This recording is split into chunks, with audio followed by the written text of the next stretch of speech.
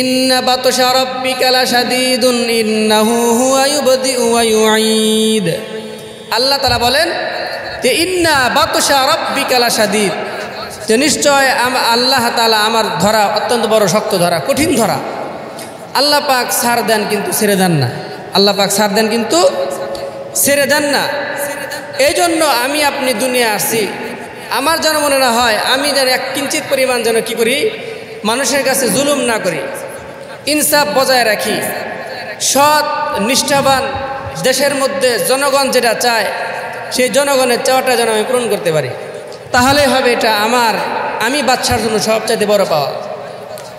মুহতারাম হাজিরিন, এই জন্য দেখেন পৃথিবীতে নমরুদের দিকে তাকায় দেখেন, নমরুদ মানে যারা জালেম থাকে, এই জালেমরা পৃথিবীতে যতদিন পর্যন্ত তারা স্থায়ী থাকে ততদিন পর্যন্ত তারা তাদের ক্ষমতা টিকে রাখার জন্য সমস্ত প্রকার পন্থা তারা অবলম্বন করে।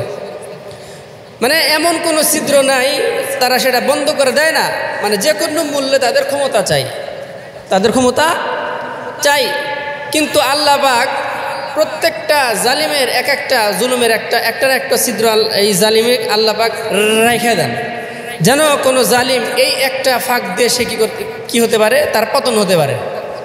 মুহতারাম হাজরিন, নমরুদ ইব্রাহিম পয়গম্বরের সাথে উনি যখন পাংখা লড়লেন যে আমি আল্লাহ তাআলার সাথে যুদ্ধ করব, আল্লাহ তাআলার সাথে আগে আসেন, আল্লাহ পাকের সাথে যুদ্ধ করব, আল্লাহর বাহিনী যারা আছে ইব্রাহিমের সাথে যুদ্ধ করব। মুহতারাম হাজরিন, যুদ্ধ ঘোষণা করছে, কিন্তু নমরুদ টিকে থাকতে পারে নাই, নমরুদ টিকে থাকতে পারে নাই। আল্লাহ পাক ল্যাংরা মশা দিয়ে কি করছে, তাকে সাইজ করছে। এরপরে ফেরাউন যত প্রকার পন্থা অবলম্বন করছে যে তার ক্ষমতা স্থায়ী রাখার জন্য, কিন্তু ফেরাউন টিকতে পারে নাই। ফেরাউন তার ক্ষমতা বাঁচানোর জন্য হাজার হাজার শিশু সে কি করছে, জবাই করছে। কিসের জন্য? তার ক্ষমতা টিকে রাখার জন্য, তার ক্ষমতা টিকে রাখার জন্য। কিন্তু সে ক্ষমতা টিকে রাখতে পারে নাই, ক্ষমতা টিকে রাখতে পারে নাই। এরপরে হামান, কারুন, সাদ্দাত, পৃথিবীর যত জালিম আছে, কোনো জালিম তারা কি স্থায়ী থাকতে পারে নাই, সকলে কি হয়ে গেছে, তাদের পতন হয়েছে। আর এই পতন আল্লাহ পাক এদের এমনভাবে দেখাইছে যে পৃথিবীতে মানুষ তাদের নাম কোনোদিন কি হয় না, তাদের নাম পৃথিবীতে কোনো মানুষ খুশির সাথে উচ্চারণ করে না, বরং তাদের নাম ঘৃণার সাথে উচ্চারণ করে। মুহতারাম হাজরিন, এই জন্য আমাদের জন্য শিক্ষা উচিত, সামনে যারা ক্ষমতা আসবে এদের জন্য শিক্ষা নেওয়া উচিত যে পৃথিবীর যত জালিম আছে এই জালিমদের থেকে শিক্ষা নেওয়া উচিত যে জালিম চিরদিন থাকতে পারে নাই।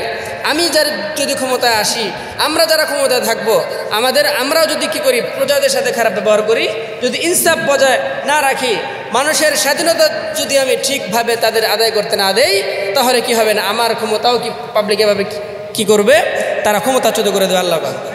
মুহতারাম হাজরিন, দেখেন ফেরাউন যখন তার শাসনামলে ছিল, যখন সে ক্ষমতায় ছিল, সে তার গোত্রকে বিভিন্ন দলে সে বিভক্ত করে দিছে।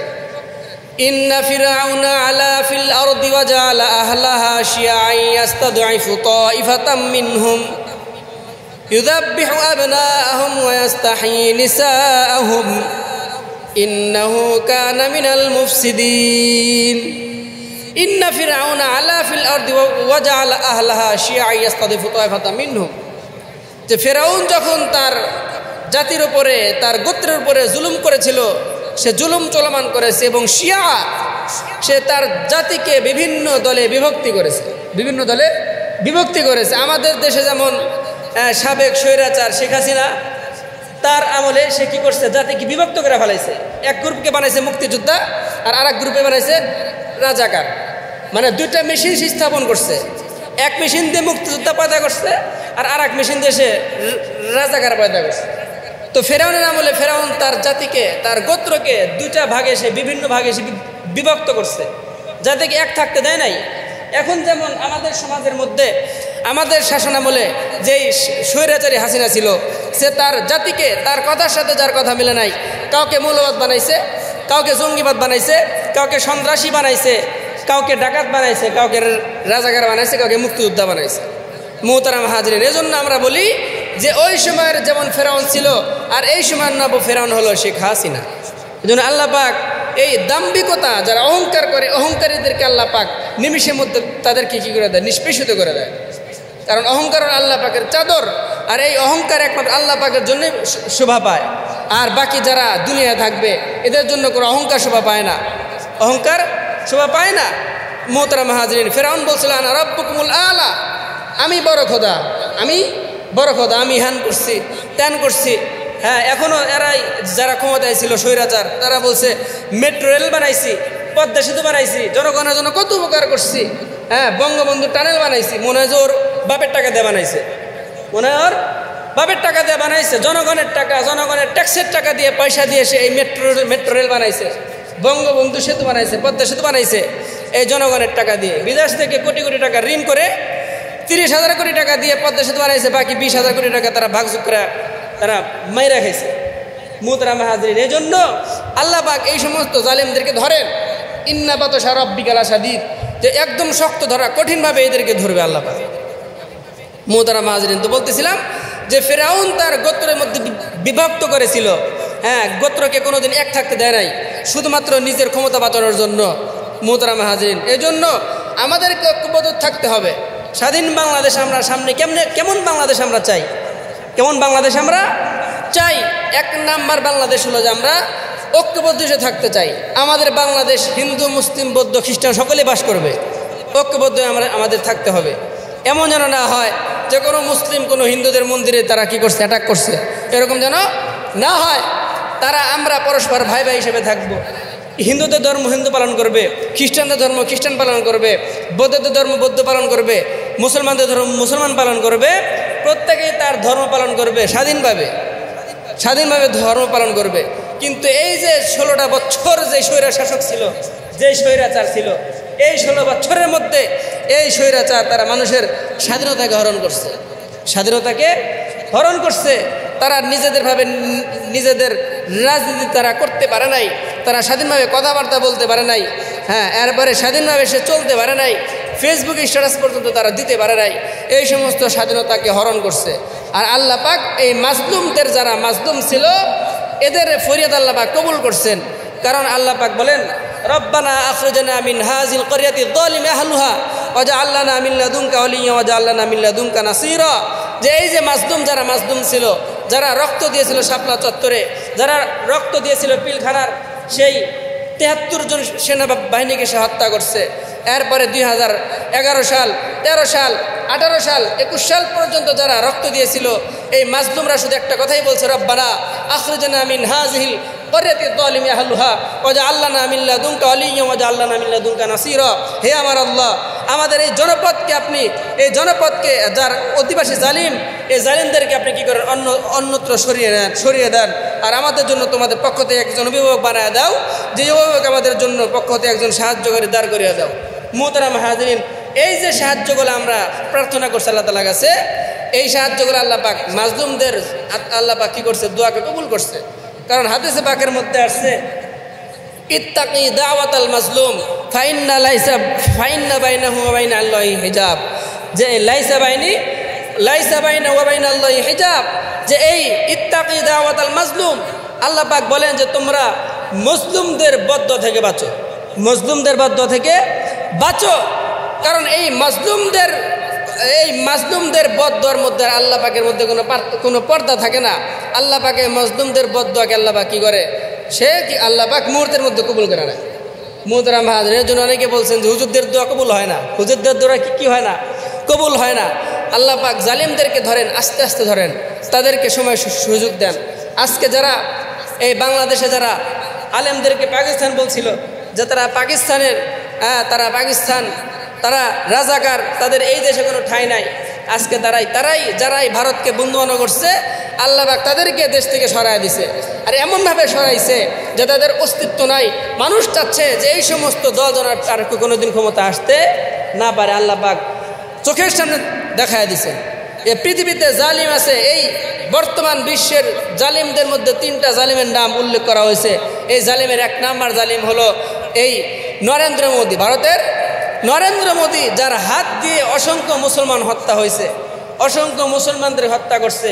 আর এই নরেন্দ্র মোদীর আগমনে গত 2021 সালে আলেম ওলামারা, ইসলামপন্থী তাওহীদবাদীরা বারবার তাদেরকে সতর্ক করছে যে যেই নরেন্দ্র মোদীর হাতে আমাদের মুসলমানদের রক্তে রঞ্জিত যাদের হাত, এই নরেন্দ্র মোদীকে বাংলাদেশে আসতে দেওয়া হবে না। আর এই কথা বলার কারণে অসংখ্য আলেম ওলামাদেরকে জেলে ভর্তি করা হয়েছে। এমনকি আমার মতো ছোট একটা মানুষ, আমার মতো ছোট্ট একজন মানুষকেও এই মিথ্যা মামলায় প্রায় 1 মাস পর্যন্ত হয়রানি করা হয়েছে। হয়রানি করা হয়েছে, আমাদের জবানটাকে তালাবদ্ধ করে দেওয়া হয়েছে। আল্লাহ পাক মাজলুমদের দোয়া কবুল করেন। মুহতারাম, দোষ একটাই কি ছিল যে আমরা নরেন্দ্র মোদী বিপক্ষে কথা বলেছিলাম। আল্লাহ পাক বলেন, ইয়া আইয়ুহাল্লাযীনা আমানু লা তাত্তাখিযুল ইয়াহুদা ওয়ান নাসারা আউলিয়া। আল্লাহ পাক বলেন যে তোমরা ইহুদি খ্রিস্টানদের বন্ধুরূপে গ্রহণ করো না, বন্ধুরূপে গ্রহণ করো না। মুসলমানদের বন্ধু হবে হলো একমাত্র আল্লাহ ওয়ালা, যারা সত্যবাদী, পরহেজগার, দিনদার, এরা হবে মুসলমানদের বন্ধু। কিন্তু কোনো গুজরাটের যারা কসাই, যাদের হাতে আমার মুসলমানদের রক্তে রঞ্জিত যাদের হাত, এরা কোনোদিন বাংলাদেশের বন্ধু হতে পারে না। মুহতারাম হাজিরিন, আজকে ওই বন্ধুর কাছেই গিয়া সে আশ্রয় নিয়েছে। শুনতেছি সেখানে নাকি হাসিনাকে থাকতে দেবে না। আর ওইখান থেকে বসে বসে তারা মুসলমানদের বিরুদ্ধে চক্রান্ত করতেছে, পরাজিত শক্তি। এজন্য আপনাদেরকে সতর্ক করতে চাচ্ছি, এই প্রশাসনের পক্ষ থেকে আমাদেরকে বলা হয়েছে যে মুসলমানদেরকে আপনারা কি করে দেন, সতর্ক করে দেন, মসজিদ থেকে আওয়াজ উঠান যে ওই যে পরাজিত বাহিনী তারা ভারতে বসে বসে নরেন্দ্র মোদীর কোলের মধ্যে বসে এই বাংলাদেশকে নিয়ে তারা নীল নকশা করতেছে। এই বাংলাদেশের মধ্যে স্বাধীনতা যে অর্জনটা হয়েছে, এই অর্জনকে তারা ধূলিসাৎ করার জন্য তারা পায়তারা করতেছে। হিন্দুদের দ্বারা দাঙ্গা সৃষ্টি করে দিয়েছে যে সাম্প্রদায়িক সম্প্রীতি যেন নষ্ট হয়, আর হিন্দু মুসলমানদের মধ্যে যেন একটা দাঙ্গা সৃষ্টি হয়। আর এই দাঙ্গা যেন বিশ্ব মিডিয়ার মধ্যে আমরা প্রচার করব, আর এটাই বলে বেড়াবে যে হাসিনা থাকা অবস্থায় কি সাম্প্রদায়িক সম্প্রীতি ভালো ছিল, আর এই হাসিনা সরে যাওয়ার কারণে কি হয়েছে, সেই দাঙ্গা বেজে গেছে। মুহতারাম হাজিরিন, এই জন্য আপনাদেরকে বলবো, কেউ কোনোদিন জুলুম করবেন না, কারো সম্পত্তি অন্যভাবে জোর করে দখল করবেন না, কারো ওপরে 1 টাকা চাঁদাবাজি করবেন না। মুহতারাম হাজিরিন, এর জন্য জনগণের টাকা যারা বিদেশে পাচার করছে, এদের ভালো থাকার কারণে আমি বলেছিলাম গত 2 বছর আগেই মনে হয়, যখন আমি এখানে প্রথম জুমা পড়াই, আমি তখনও বলছিলাম যে আলেমদের নামে লিস্ট করা হয়েছিল, যারা ওয়াজ মাহফিল করে এদের নামে তালিকা করছে, যে এই বক্তারা নাকি টাকা ইনকাম করে আর এই টাকার তারা বিদেশে পাচার করে। অথচ হুজুরা চ্যালেঞ্জ করে বলছে যে আমরা বিদেশে টাকা মানি লন্ডারিং করি নাই, বরং যারা ক্ষমতা আছে তারাই তাদের টাকা পয়সাকে, তাদের সম্পদ কি বিদেশে কি করে, অর্থ পাচার করছে। আজকে 18,50,000 কোটি টাকার ঋণ রেখে হাসিনা পালায় গেছে, দেশটাকে একদম দেওয়ালে বানায় ফেলাইছে। এখন যারা তত্ত্বাবধায়ক, যারা অন্তর্বর্তীকালীন সরকার আছে, তারা বলতেছে দেশটাকে আমরা যে সংস্কার করব, মিনিমাম 5-6 বছর লাগবে, মিনিমাম 6-7 বছর লাগবে। দেশটাকে একদম দেশ আর বানায় ফেলা নাই, একদম গরিব রাষ্ট্র হিসাবে বাংলাদেশকে কি করে হয়ে গেছে, একদম নষ্ট করে ফেলা গেছে। এই যে টাকা পয়সাগুলা তারা নষ্ট করছে, জনগণের টাকা, আমার আপনার ট্যাক্সের টাকা তারা নষ্ট করছে। এক একজন মন্ত্রী আমাদের সিরাজগঞ্জের যে জান্নাদারা হেনরি কোটি কোটি টাকার মালিক, আজকে গতকাল তার ব্যাংক অ্যাকাউন্টকে জব্দ করা হয়েছে। যেন আলেম ওলামা আমরা বড় জোরে আমরা আবেদন জানাচ্ছি, আমরা কথা বলতেছি এভাবে যে যেই সমস্ত আওয়ামী লীগের কর্মীরা আছে, এই সমস্ত আওয়ামী লীগের কর্মীদেরকে প্রত্যেককে গ্রেফতার করে, প্রত্যেকের ব্যাংক অ্যাকাউন্ট জব্দ করে, প্রত্যেকের টাকাগুলো যদি উসুল করা হয়, অন্তত কিছুটা হলে আমাদের বাংলাদেশের জন্য লাভ হবে। মুহতারাম হাজিরিন, যে সাবেক স্বরাষ্ট্রমন্ত্রী আসাদুজ্জামান খান কামাল, এর ব্যাপারে পত্রিকায় লিখছে যে উনি মাত্র একটা বাজারের কথা লিখছে, যে একটা বাজার থেকে প্রায় প্রতিদিন 1.5 কোটি টাকা চাঁদাবাজি করত, কারওয়ান বাজার থেকে। শুধু একটা বাজারের কথা বলছে, তাহলে আর অন্য জায়গার কি অবস্থা আল্লাহ ভালো জানে। তাই এক কারওয়ান বাজার থেকেই প্রায় 1.5 কোটি টাকা সে প্রতিদিন চাঁদাবাজি করত।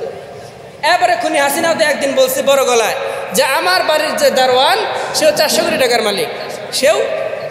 টাকার মালিক। এই যে জুলুম অত্যাচার, দেশের মানুষের অর্থ সম্পদ নষ্ট করে মানুষকে 50,000 কোটি টাকার ঋণ এনে 20,000 টাকার কাজ করে বলে যে আমরা দেশে উন্নয়ন করছি, এই সমস্ত উন্নয়ন জাতি আর চায় না। এজন্য আমরা বড় গলায় বড় জোরে সবসময় আমরা বলে আসছি, অন্তর্বর্তীকালীন সরকারকে আমরা বলে দিতে চাচ্ছি যে এই যে বাংলাদেশে যে দেউলি অবস্থাটা করছে, এই যে বাংলাদেশে যে অবস্থাটা করছে, দেউলি অবস্থা করে ফেলাইছে, একবারে শিক্ষা খাত শিক্ষা মন্ত্রণালয়ের বর্তমান শিক্ষার মানটাকে নষ্ট করে ফেলাইছে। এজন্য আমরা অন্তর্বর্তীকালীন সরকারকে বলে দিতে চাই যে আপনার 1 নম্বর কাজ হবে যে এই যে শিক্ষা খাতের শিক্ষার যে দুর্নীতিগুলো এটা আপনাদেরকে ঠিক করতে হবে। প্রত্যেকটা শিক্ষা প্রতিষ্ঠানে শিক্ষার খাতগুলা এই বর্তমানে যেই কারিকুলাম আছে এইটা বাতিল করে আপনার আগে যেরকম কারিকুলাম ছিল মুসলমানদের জন্য বাংলাদেশের জন্য ভালো হয় এরকম শিক্ষা কারিকুলাম আমরা দেখতে চাই।